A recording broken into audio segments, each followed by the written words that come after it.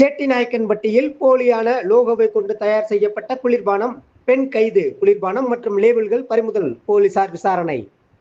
வெள்ளிக்கிழமை காலை 10:30 மணி அளவில் கிடைக்கப்பட்ட தகவலின்படி, ஈரோட்டைச் சேர்ந்த டில்லோ என்ற நிறுவனம் அதன் லோகோவிற்கு அங்கீகாரம் பெற்று ரூபாய் 10 மதிப்புள்ள கூல்ட்ரிங்க்ஸ் பாட்டில்களை தயார் செய்து தமிழகம் முழுவதும் விற்பனை செய்து வருகிறது.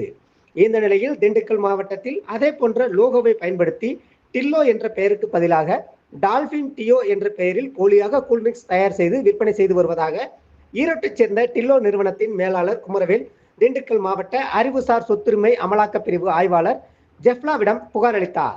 புகாரின் பேரில் ஆய்வாளர் ஜெஃப்லா தலைமையிலான போலீஸ் குழு திண்டுக்கல் செட்டிநாயக்கன்பட்டி அசோக் நகர் பகுதியில் செயல்பட்டு வந்த கூல்ட்ரிங்க்ஸ் நிறுவனத்தில் அதிரடி சோதனை செய்தனர்.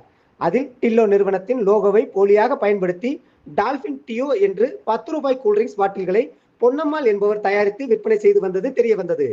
இதையடுத்து பொன்னம்மாளை கைது செய்த அறிவுசார் சொத்துரிமை அமலாக்க பிரிவினர் அவரிடமிருந்து ரூபாய் 38,400 மதிப்புள்ள 3,840 கூல்ட்ரிங்க்ஸ் பாட்டில்கள் மற்றும் ரூபாய் 13,755 மதிப்புள்ள 45,075 லேபிள்களை பறிமுதல் செய்தனர்.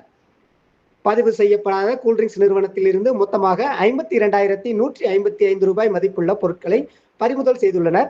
அவரிடம் விசாரணை மேற்கொண்டு வருகின்றனர். அனைத்து பொருட்களும் குறிப்பாக உணவு சார்ந்த பொருட்கள் விற்பனை செய்யப்படும் பொழுது அதன் பெயர்கள் முறையாக பதிவு செய்யப்பட்டு அதற்கான ஆவணங்கள் இருக்க வேண்டும் என அறிவுசார் சொத்துரிமை அமலாக்க பிரிவினர் தெரிவித்துள்ளனர்.